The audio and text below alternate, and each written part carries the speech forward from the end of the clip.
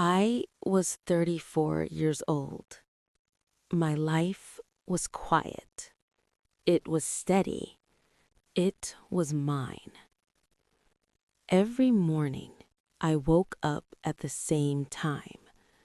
I ironed my clothes the night before. I made sure my desk was clean before I left the office. I was not the kind of person who chased attention. I did not need to be noticed. I only needed to do my job well, go home, and feel safe. That was enough for me. Professional stability was everything to me. It was my foundation. It was the one thing I held on to when life felt uncertain.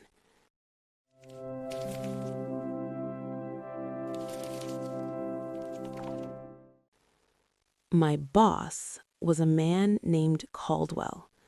He was 42 years old. He always wore suits that looked like they cost more than my monthly rent. He walked through the office with a kind of quiet authority. People sat up straighter when he passed by.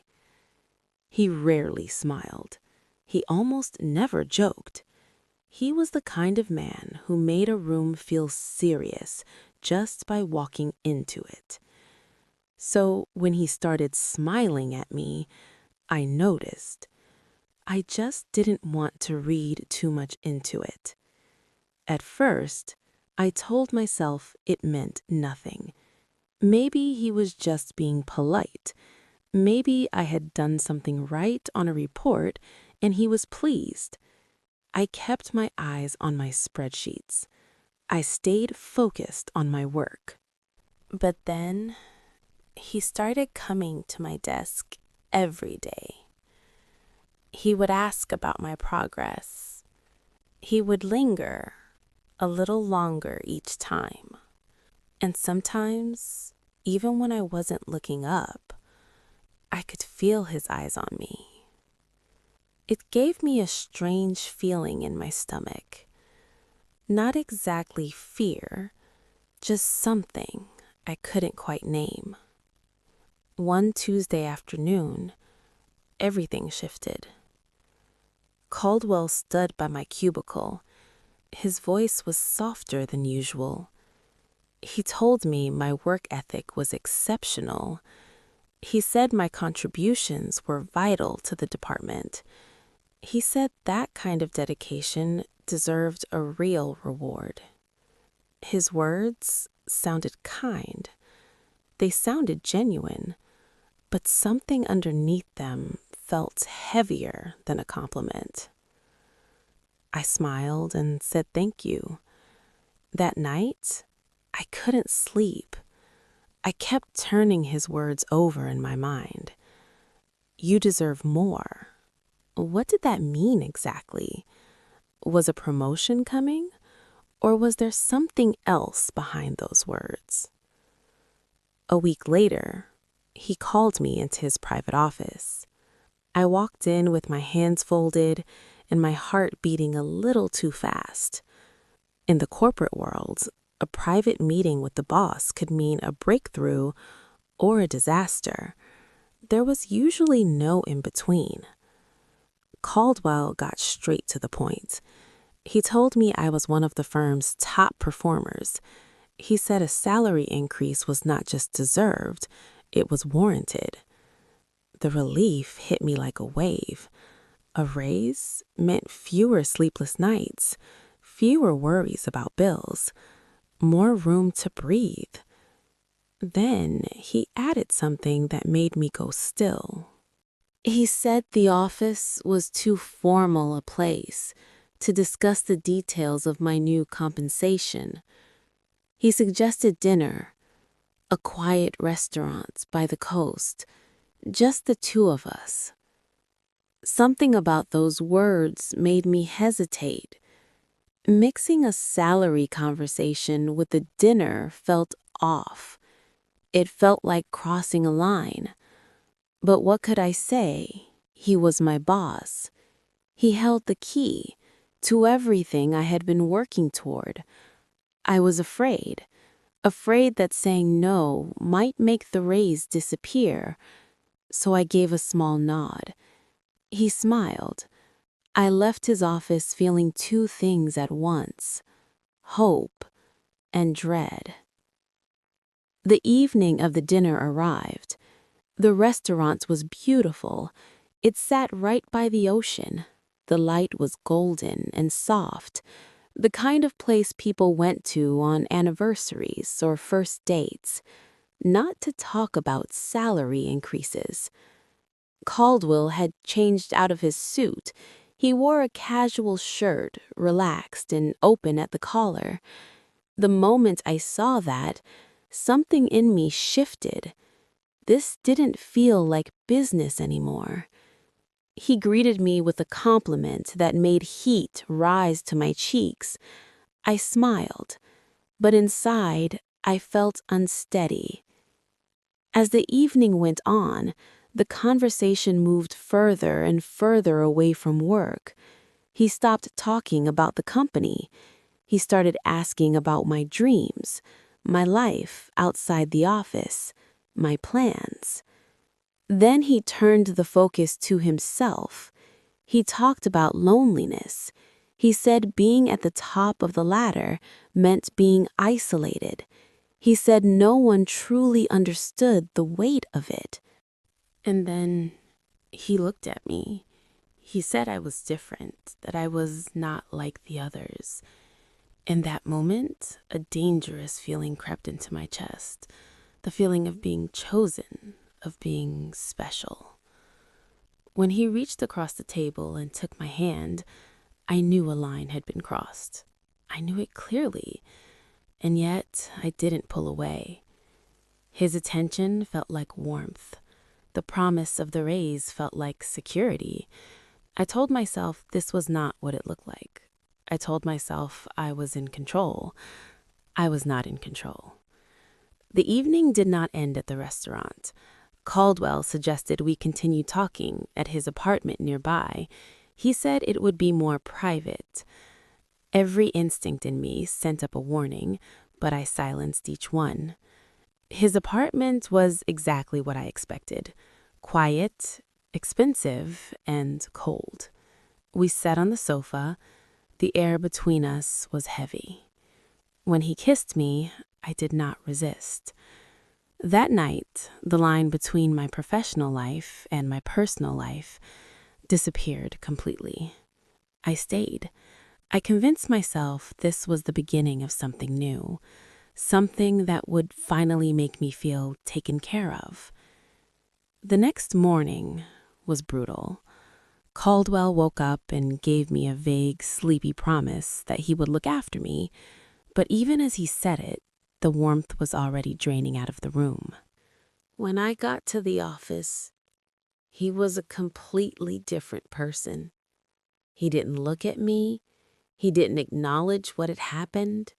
He was the same cold, distant manager he had always been, as if the night before had never existed. Days turned into weeks. The raise never came. He stopped coming to my desk. In meetings, he looked right through me.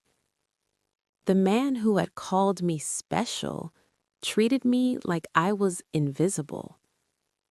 When I finally worked up the nerve to ask him about the raise, his response hit me like a bucket of cold water. He told me to be patient. He said these things took time. But his eyes told a different story. He had gotten what he wanted. Now I was nothing. The damage went deep. I felt used in the most complete way, not just as a woman, but as an employee who had traded her integrity for a promise that was never real. The shame sat heavy on my chest every single morning when I walked into that building. Eventually, the pain turned into something harder. It turned into anger. I knocked on Caldwell's door. I demanded an explanation.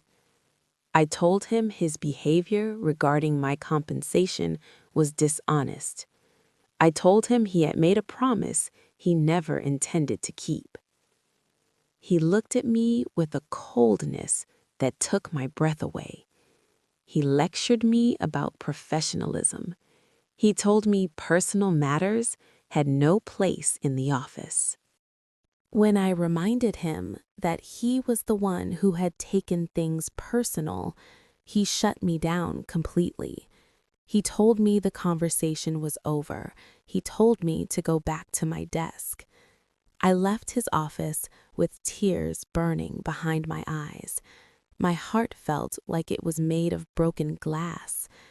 But the nightmare was not over yet. Whispers started moving through the hallways.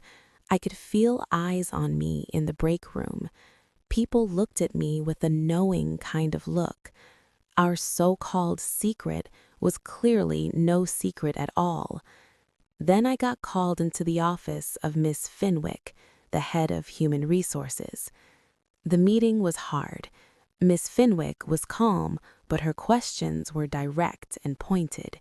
She wanted to know what had happened between me and Caldwell. At first, I thought about staying quiet, about protecting what was left of my reputation. But then I remembered how Caldwell had looked at me, how he had spoken to me, and something inside me snapped. I told Miss Fenwick everything: the promise of a raise, the dinner by the coast, the manipulation, every single detail. An internal investigation was launched. Caldwell denied everything, of course he did, but the digital record of his messages told the truth.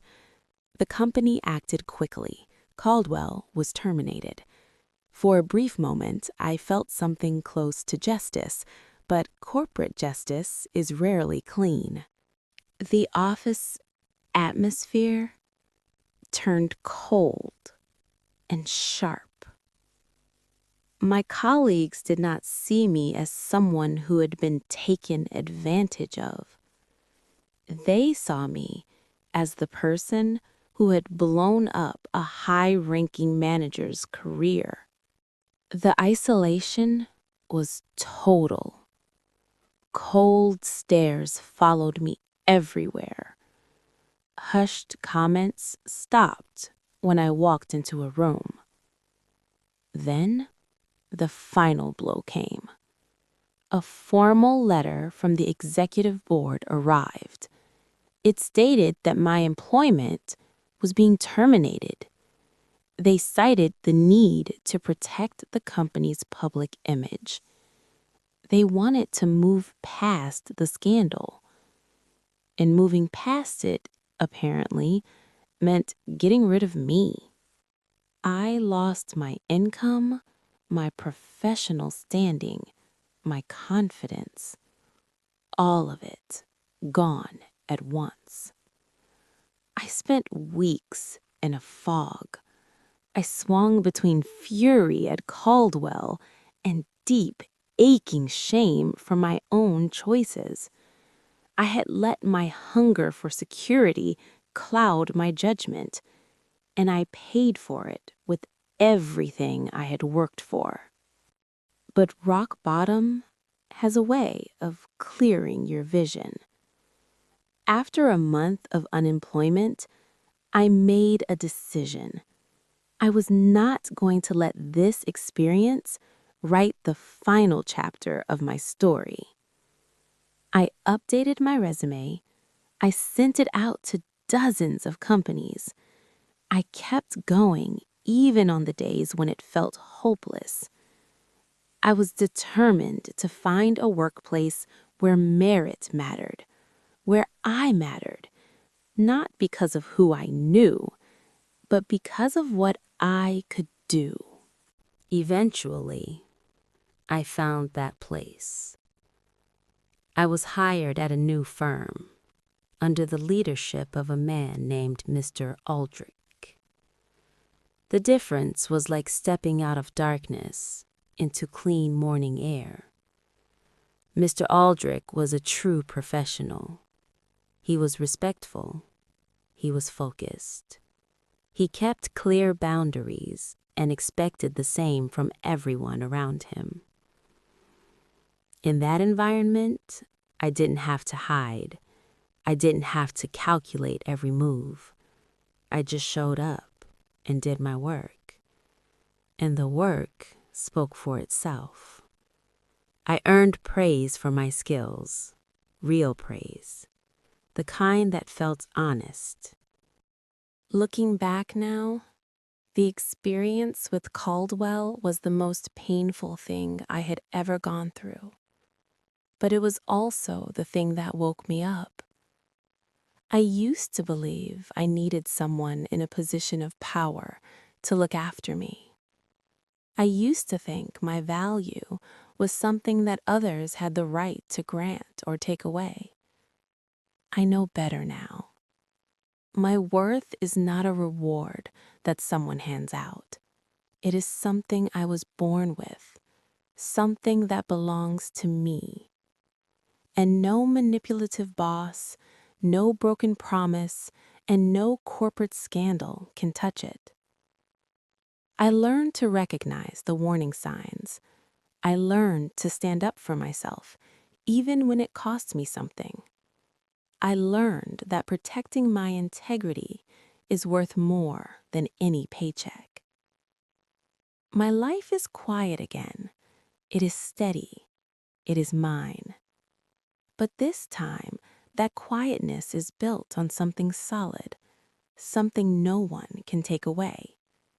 It is built on self-respect. And that, I have decided, is the only foundation worth standing on. Thanks for listening to my story. If you liked it, hit that subscribe button, drop a comment, and tell me where you're listening from.